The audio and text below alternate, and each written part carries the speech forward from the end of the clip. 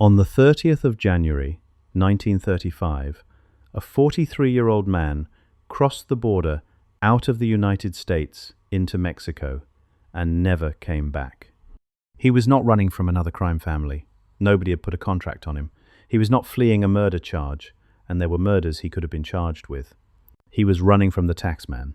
4 years earlier, he had sat in a room in Cleveland with Mo Dalitz, with Meyer Lansky, with a man sent by Al Capone, and they had talked about killing Salvatore Maranzano, who had declared himself boss of all bosses. Maranzano was dead within months. Out of that came the Commission, the body that would govern organized crime in America for the rest of the century. And this man was one of the 7 names on it. He gave it up for an income tax charge. He stepped down as boss of Cleveland, handed the family to someone else, and settled in Vera Cruz. His name was Frank Milano, and for the next 35 years, while he sat on a coffee plantation in Mexico, and later in a house in Los Angeles, the money kept finding him. He had arrived in Cleveland in 1913, a young man from the sun-baked hills of Calabria. Born Ciccio Milano in San Roberto, he was 16 when he reached America in 1907. His first brush with the law was a counterfeiting arrest in 1912, though it did not stick. Cleveland was where he found his place, alongside his older brother Anthony. They became part of a new and ruthless crew that took its name from the street where they gathered, the Mayfield Road Mob, rooted in the city's Little Italy. Through the dry years of Prohibition, the mob's power grew from one vital commodity. That commodity was corn sugar. It was the essential ingredient for distilling bootleg liquor. Control its supply, and you controlled the alcohol flowing into speakeasies across the region. By 1927, 2 families were locked in a violent struggle over that control. The Leonardos, led by Big Joe Leonardo, and the Pirellos were in open competition. It was a tension that simmered until the afternoon of October 13th, 1927. Big Joe Leonardo and his brother John walked into a Pirello-owned barber shop for a meeting with Angelo Pirello. They settled in for a card game. It was there, inside the shop, that 2 Pirello gunmen ambushed them. Both Leonardo brothers were killed. The murders ignited a war. Over the next 3 years, the violence would spiral. 2 of the Pirellos, Joe and James, were shot dead within 2 weeks of each other in 1930. Through this turmoil, Frank Milano was still a soldier. Cleveland was unsettled, a city divided by blood and sugar.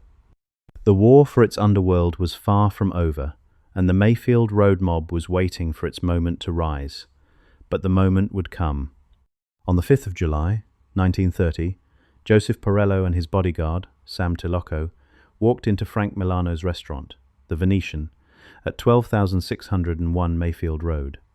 It was a meeting in the heart of Milano's territory. Both Pirello and Tilocco were killed inside. With that, the war for Cleveland was over. Frank Milano was now in control. 2 of the remaining Pirello brothers, Joe and James, were shot dead within 2 weeks of each other later that same year, eliminating the last of the old opposition.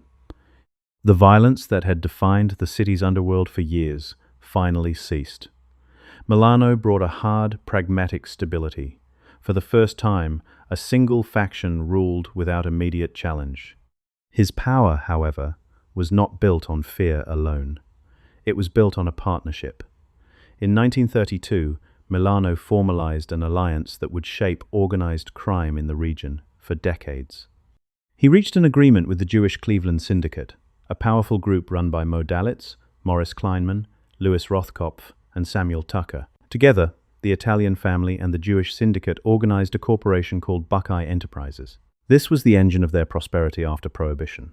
Through Buckeye, they ran a network of legitimate-seeming businesses, laundries, nightclubs, and casinos. It was a merger of resources and influence, a corporate structure for illicit profit.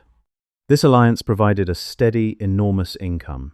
It moved beyond the bloody battles over corn sugar and into the calmer, more lucrative waters of gambling and entertainment. The names in that room, Milano, Dalitz, Kleinman, Rothkopf, Tucker, would remain intertwined for a generation. Their collaboration laid a financial foundation so solid it would eventually reach across the continent. For the next 3 years, Frank Milano presided over this peaceful, profitable kingdom. The Cleveland family operated with a quiet efficiency it had never known during the Leonardo and Perello eras. He was the boss who had ended the wars, and who had secured the future through a handshake with powerful new partners. The city was his. The alliance with the Cleveland Syndicate had secured his local power, but Milano's influence had already extended far beyond the city's borders. In April of 1931, before Buckeye Enterprises was even formed, a different kind of meeting took place in Cleveland. Men arrived from across the country, gathering at a table on Milano's turf. Present were Mo Dalitz and Meyer Lansky. Santo Trafficante Sr. came from Florida. An emissary represented Al Capone of Chicago. They had convened to discuss a pressing national problem: Salvatore Maranzano. Following a violent power struggle in New York, Maranzano had declared himself the boss of all bosses, a claim that threatened the autonomy of every other family. The men in that room saw him as a dangerous anachronism. They decided he had to be removed. The plan was set in motion that spring. On the 10th of September, 1931, assassins posing as government agents entered Maranzano's office in New York and killed him. With the old order eliminated, a new governing body was created from that same consensus. It was called the Commission. Designed to mediate disputes and prevent all-out wars between families, the Commission represented a modern corporate approach to crime. 7 men were chosen to sit on it, each the leader of a powerful organization. Alongside names like Lucky Luciano, Al Capone, and Joseph Bonanno was Frank Milano of Cleveland. From a soldier in the Corn Sugar Wars, he had ascended to a seat on the board that would oversee the American underworld for decades. His power was not only political, but deeply commercial. The speakeasies he had run through Prohibition were merely the foundation. After repeal, the focus shifted seamlessly to gambling. With Mo Dalitz and Thomas J. McGinty, Milano opened lavish casinos like the Thomas Club and the Harvard Club, and leased slot machines to bars across the region. The operation was a quiet, pervasive network. Beyond gambling, his interests diversified. With his associate Alfred Polizzi, he co-owned the Tornello Importing Company, a legitimate olive oil business. He was also a partner in the Malaska Corporation, a venture that produced dehydrated molasses for distilling alcohol. The other investors in Malaska read like a roster of national power: Meyer Lansky, Lucky Luciano, and Frank Costello. It was a corporate alliance that mirrored his political ones. Milano also invested heavily in real estate, buying extensive properties in Akron, Ohio. His inner circle was a tight group of trusted men. It included the Angersola brothers, George and John, and Alfred Polizzi. Another key figure was John Scalish. These were the individuals who managed the day-to-day operations of his empire, ensuring the money flowed smoothly. The income was vast and layered, drawn from slot machines, casino profits, real estate, and corporate ventures. It was a business portfolio designed for stability and growth, far removed from the volatile wars of his early years. This commercial network was the true source of his enduring influence. The stability he had built began to unravel from an unexpected direction. In the mid-1930s, federal agents began to trace the money. They followed the financial trails of his casinos, his real estate, and his corporate holdings. Their investigation culminated in a single charge: income tax evasion. It was not murder, not racketeering, but a failure to account for his wealth to the government. Faced with the prospect of a trial and almost certain conviction, Milano made a choice. He would not fight it in court. On the 30th of January, 1935, he left everything behind. He crossed the border from the United States into Mexico, a country with no extradition treaty for such crimes. He did not look back. He settled in the port city of Vera Cruz, far from the cold streets of Cleveland. From there, running the day-to-day affairs of his family was impossible. The geography was an insurmountable obstacle. To avoid a vacuum of power, he formally stepped down. Control of the Cleveland crime family passed to his longtime associate, Alfred Polizzi. The transition was quiet, a business decision communicated from a distance. There was no violence, no challenge. The crown he had taken with bullets in a restaurant booth was surrendered over a ledger. It was an exchange of one kind of freedom for another. He traded the direct power of a boss for the removed safety of an exile. The man who had helped create a commission to govern American crime would now watch from across a border. He arrived in Vera Cruz, a man without a country, but not without resources. The Mexican government granted him a permanent visa on the 13th of April, 1942, 7 years after his arrival. His papers were now entirely in order. He was a legal resident, a man who could not be touched by American extradition.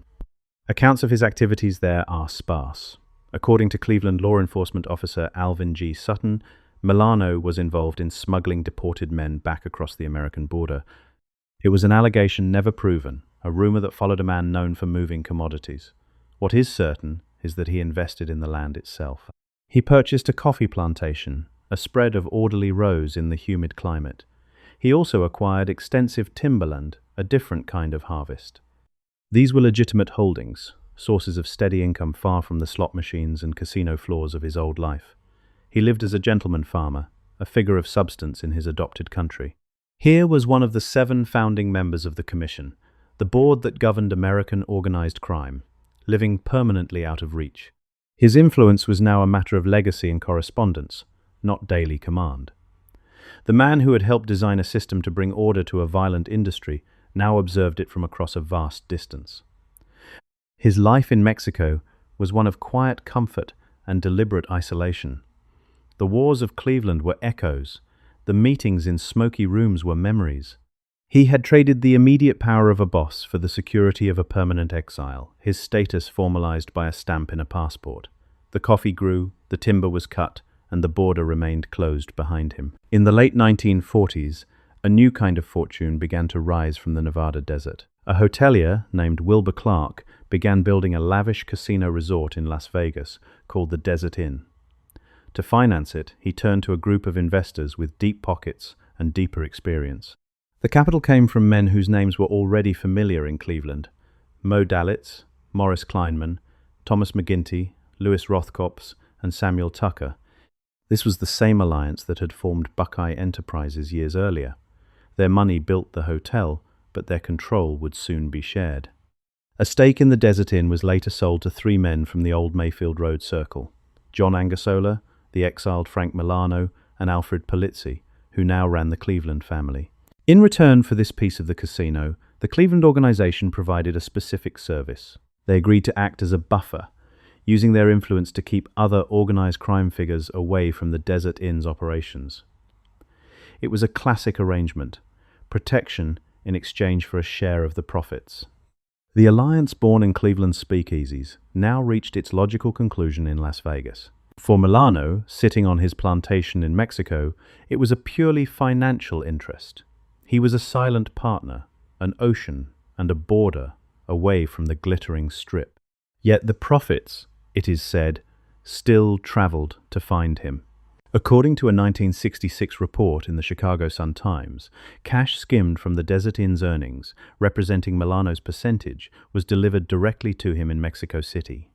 The newspaper stated the money was carried to him with no middleman, not even a figure like Meyer Lansky. This account was never proven. It remains a newspaper report, one of many legends that grew around the hidden finances of Las Vegas. But the story itself speaks to a persistent truth. Even in permanent exile, Frank Milano's name still held value. The money had a way of crossing borders when he could not. In the early 1960s, Frank Milano left his Mexican plantation for a new exile in Los Angeles. His health was beginning to fail, but his connections remained. He moved in circles that included the flamboyant local gangster Mickey Cohen and his old associate Lucky Luciano, who was also living out his final years in America. His wife Marie had once been a close friend of Mickey Cohen. The nature of Milano's own relationship with Cohen was the subject of speculation. Nightclub owner Barney Ruditsky later claimed that Milano had helped protect Cohen from being killed by other crime families. This was an allegation, a story told after the fact, and it was never verified. What was certain was his continued business activity. The Los Angeles Police Department noted that he owned a wire service that reported horse racing results. Though his poor health limited his direct involvement, he was still financing illegal operations. He also kept investing, purchasing real estate in Los Angeles and in Miami, Florida. Despite his age and distance from daily command, law enforcement still regarded him as one of the top echelon figures in organized crime nationally. He was a founding architect living in the shadows, his influence now measured in quiet investments and old alliances. On the 15th of September 1970, Frank Milano died in his home in Los Angeles. He was 79 years old. The cause was natural. He passed away in his own bed, a conclusion far removed from the violent ends of so many of his contemporaries. He was buried at the San Fernando Mission Cemetery in Los Angeles. There was no procession of power brokers, no national notice. It was a quiet end for a man whose name had once decided the fate of cities. 35 years earlier, he had crossed a border into Mexico to escape a tax charge, trading a crown for his freedom. He never crossed back. For all the years that followed, the money and the legends found ways to reach him, whether on a coffee plantation, in a Mexico City room, or in a Los Angeles bungalow. He died as he had lived for half his life, a man apart, watching from beyond the line he had chosen never to recross.